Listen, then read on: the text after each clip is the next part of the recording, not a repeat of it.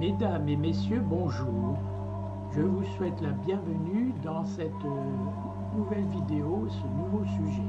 Bonne journée.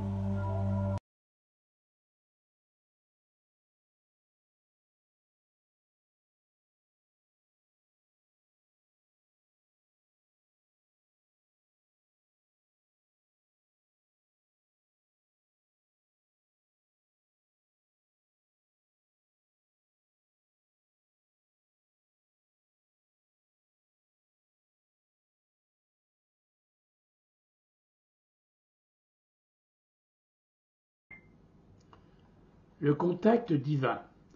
Tout au long de notre vie, nous avons eu des moments où nous avons éprouvé le sentiment d'être tout près de Dieu. Certains d'entre nous se sont même retrouvés en larmes en se remémorant cet amour qui nous semble si familier comme une mémoire perdue de notre passé. Ce sont de doux rappels que Dieu nous envoie. Chaque fois que nous entendons l'appel de Dieu, nous avons une opportunité de retourner à Dieu. Certains laissent passer ces chances et retournent dans le tourbillon de la vie. D'autres sont touchés et poussés à chercher la source de ces murmures célestes.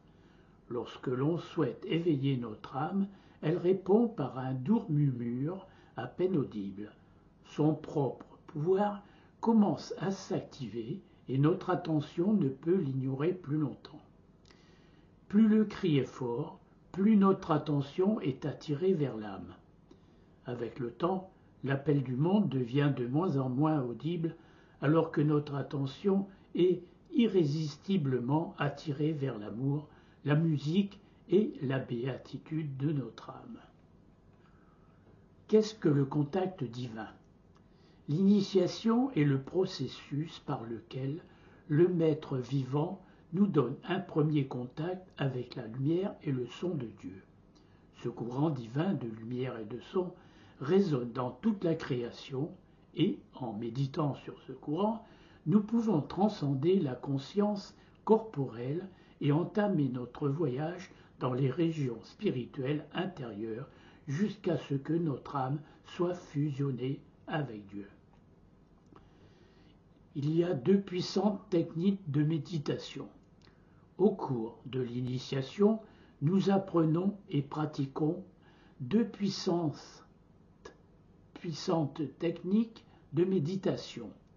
La méditation sur la lumière intérieure, méditation Jyoti, et l'écoute du son intérieur, la méditation Shabd. On retrouve dans chaque religion des références à la lumière divine et au son de Dieu. Ce pouvoir a été également appelé Nam, Shabd, Verbe saint, Kalma, Sraoshta. Lumière sonore, voix du silence et par d'autres termes variant selon la langue et les cultures. Le maître spirituel. C'est uniquement par la grâce du maître vivant que nous pouvons pénétrer à l'intérieur et entrer en contact avec la lumière et le son divin. L'initiation est un engagement sacré entre le maître vivant et le disciple. Les bienfaits ou bénéfices. Dès l'initiation, le disciple reçoit beaucoup de bienfaits. Le maître vivant ouvre l'intérieur, l'œil intérieur du disciple, afin qu'il puisse voir la lumière et entendre le son de Dieu. Le maître agit dès lors en tant que guide intérieur dans sa forme radiante. Il protégera et guidera l'âme tout au long de son voyage intérieur. Ce maître vivant nous communique les 5 noms chargés qui nous servent de protection et de mots de passe pour faciliter le voyage de l'âme dans les plans supérieurs. Le pouvoir du maître prend la responsabilité de voir à ce que les karmas du disciple soient réglés durant cette vie afin que l'âme puisse réaliser son union avec Dieu.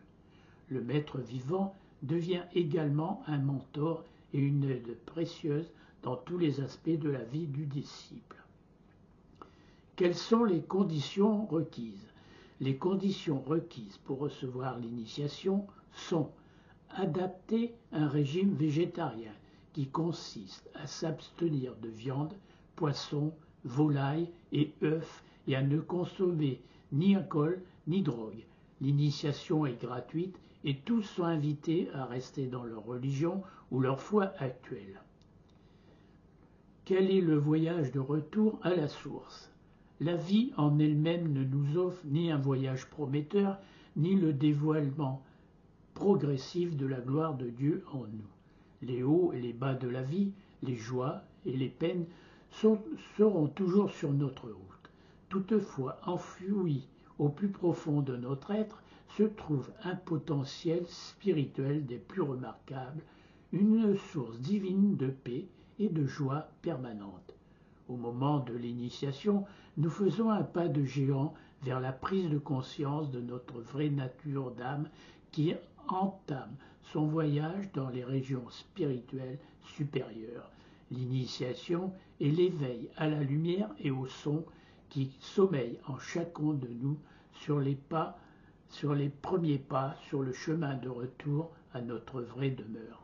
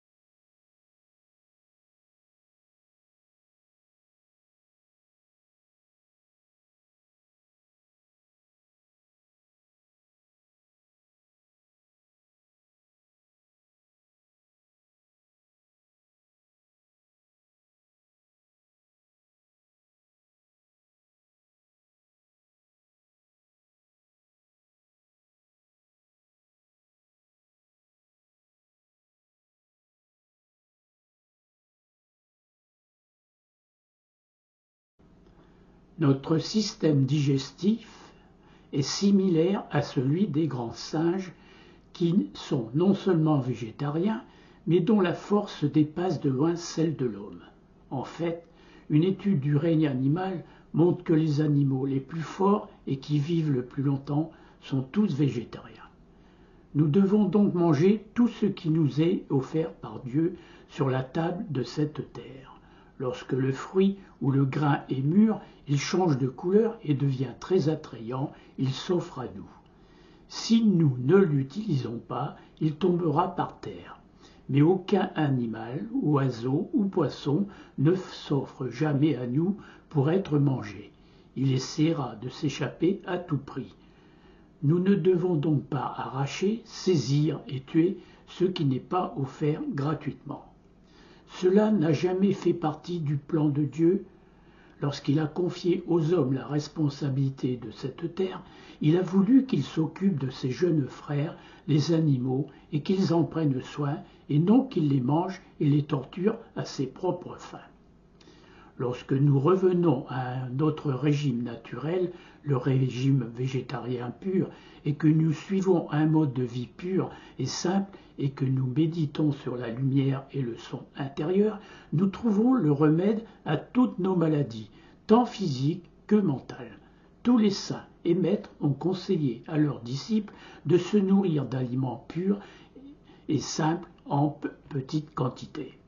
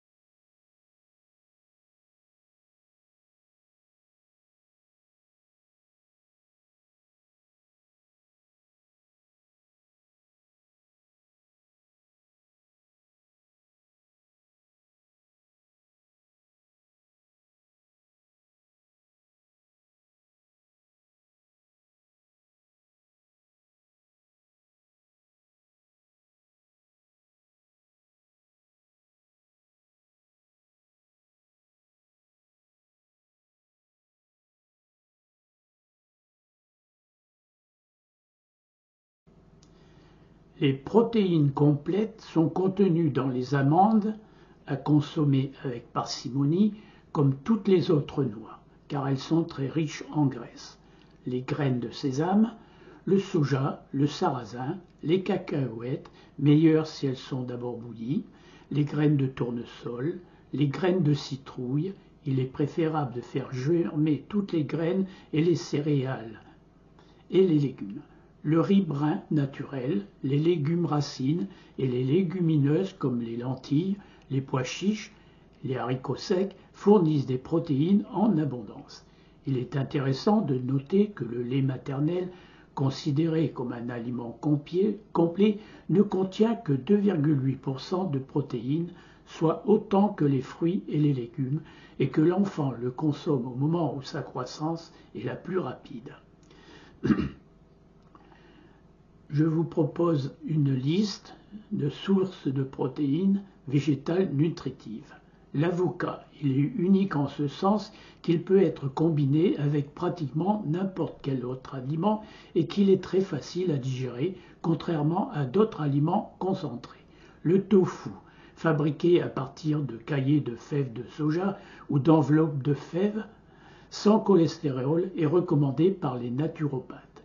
Les haricots mungo, azuki, noirs et rouges sont probablement les plus utilisés et constituent des sources substantielles de fer et de protéines. Présure végétale, la même chose que le fromage ordinaire, en utilisant une enzyme synthétique au lieu de la présure qui provient de l'estomac du veau. Elle est beaucoup moins agressive pour l'organisme que le fromage ordinaire. Le yogourt. Il existe plusieurs yaourts qui ne contiennent pas de stabilisateur à base de gélatine. La gélatine est fabriquée à partir de sabots de vache. Ricotta. Ces fromages ressemblent au fromage blanc mais ne contiennent pas de présure animale.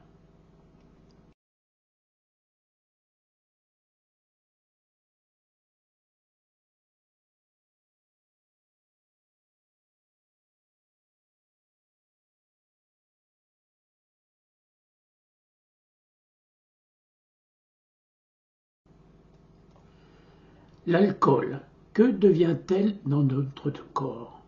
Où va-t-il? Quels sont ses effets? Peu d'entre nous se posent ces questions en sirotant leur vin, leur bière ou leur spiritueux. Tant que nous apprécions le goût et que nous nous sentons bien, moins nous en savons, mieux c'est vrai. Cela dépend. Vous devriez probablement savoir quels sont les effets de l'alcool sur votre cerveau. Les zones touchées sont notamment impliquées dans le raisonnement et la sensation de soif. Ce n'est pas pour rien que les alcooliques ont plus soif que les abstinents. L'alcool est également à l'origine de cancers et de maladies cardiaques, et il fait des ravages au niveau du foie. En fait, des dizaines de milliers de personnes meurent chaque année de cirrhose et de maladies liées à l'alcool. Une seule dose d'alcool, si elle est suffisamment importante, peut être mortelle. La mort due à l'alcool résulte généralement d'une insuffisance respiratoire en raison de l'effet dépressif de l'alcool sur le centre respiratoire. L'alcool est donc une substance plutôt toxique dont la dose létale est très proche de la dose sociale habituelle. D'où l'expression ivre-mort. Heureusement, l'alcool possède un dispositif de sécurité intégré. Nous vomissons ou nous nous évanouissons avant d'avoir une chance de nous tuer. L'ironie est que l'alcool est légal alors que d'autres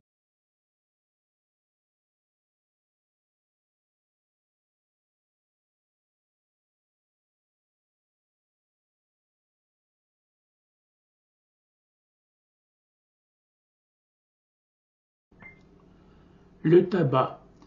Tout le monde connaît les méfaits des substances toxiques contenues dans le tabac. Les fabricants de tabac, tout en présentant leurs produits de la manière la plus séduisante qui soit pour attirer davantage de clients, sont néanmoins contraints par la loi d'admettre la vérité. L'usage du tabac provoque le cancer. Cette vérité désagréable est dissimulée dans des publicités montrant des paysages naturels impressionnants qui évoquent la liberté et l'air pur. Ou encore, on nous montre des jeunes gens séduisants s'en donnant à de joyeux passe-temps. Ce sont des hameçons qui travaillent sur nos faiblesses psychologiques. Leur seul objectif est d'augmenter le nombre de fumeurs et de remplir les poches des fabricants de tabac. Les publicités attrayantes contrastent fortement avec les conséquences horribles de l'utilisation du produit promu, emphysème pulmonaire, cancer du poumon, de la gorge et bien d'autres maladies. Le tabac contient plus de 3000 substances toxiques, dont certaines sont aussi toxiques que l'arsenic et le monoxyde de carbone, qui sont responsables d'un grand nombre de maladies.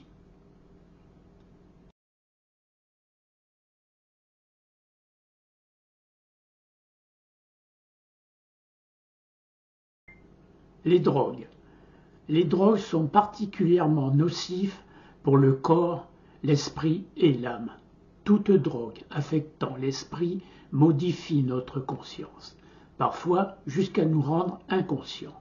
L'objectif de la méditation est d'élever notre conscience à un niveau tout à fait nouveau et supérieur, une direction tout à fait contraire à celle dans laquelle l'alcool, les drogues et les cigarettes nous entraînent.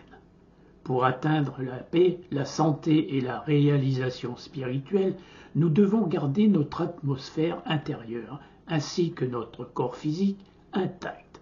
Nous devons éviter les comportements autodestructeurs qui entraînent une rétribution sous la forme d'un paiement douloureux. Le respect de l'écologie commence par notre propre personne et s'exprime par le maintien de la pureté de cette unité de base de l'écosystème humain, notre corps. Ce n'est qu'ainsi que nous pourrons découvrir les incroyables horizons qu'il renferme.